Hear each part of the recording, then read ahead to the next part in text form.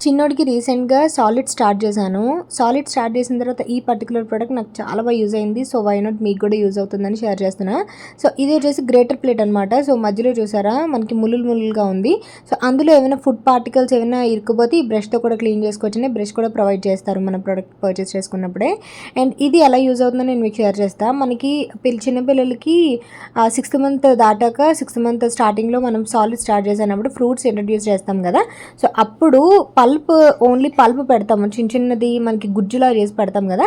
So, దానికి ఈ product చాలా బాగా యూజ్ అవుతుంది. సో, మధ్యలో ఇలాగ మనం రబ్ చేస్తే గనక ఆ ముల్లుల్లో పడి మనకి ఫుడ్ అంతా గుజ్జులా తయారవుతుంది. ఇది చాలా ఫ్రూట్స్‌కి యూజ్ అవుతుంది. Like kiwi, avocado, banana, strawberry, guava and main బనానాకి చాలా బాగా యూజ్ అవుతుంది. యాపిల్ ప్యూరీ ఇలాంటి వేటికైనా సరే చాలా బాగా యూజ్ అవుతుందనమాట. సో, నేను సిలికాన్ స్పూన్ కూడా ఆన్‌లైన్‌లోనే తెప్పించాను. సో, మీకు లింక్స్ కావాలనుకుంటే డిస్క్రిప్షన్‌లో ఇస్తాను. షార్ట్ డిస్క్రిప్షన్‌లో చెక్ చేయండి. చాలా బాగా యూజ్ అవుతుంది. చిన్నోడు మాత్రం ఆ పల్ప్ ఏదున్నా చోకింగ్ అయ్యే ప్రమాదం ఉంటది మనం మిక్సీలో వేసుకుంటే.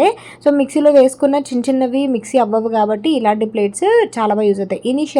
ఇనీషియల్‌గా మనం చిన్నవే కదా పెడతాం. నేను ఇంత క్వాంటిటీ మాత్రమే పెడతాను కాబట్టి యూజ్ అవుతుందనమాట. మనము చేత్తో పిసికినా లేకపోతే ఏమైనా మనం గట్టిగా ఏమైనా గ్లాస్‌తో, స్పూన్స్‌తో మ్యాష్ చేసినా చిన్న పార్టికల్స్ కంపల్సరీగా ఉండిపోతాయి. వాటి వల్ల చోకింగ్ అయ్యే ప్రమాదం ఉంటది చిన్నపిల్లలకి. అందువల్ల ఇలాంటివి యూజ్ అవుతాయి అనమాట. చాలా తక్కువ ప్రైస్‌లోనే పర్చేస్ చేశా. అండ్ చాలా బాగా వైరల్ అవుతుంది కూడా చిన్నపిల్లలకి, టోడ్లర్స్‌కి. సో, చెక్‌ఔట్ చేయండి. లింక్ అనేది ఉంటుంది డిస్క్రిప్షన్‌లో.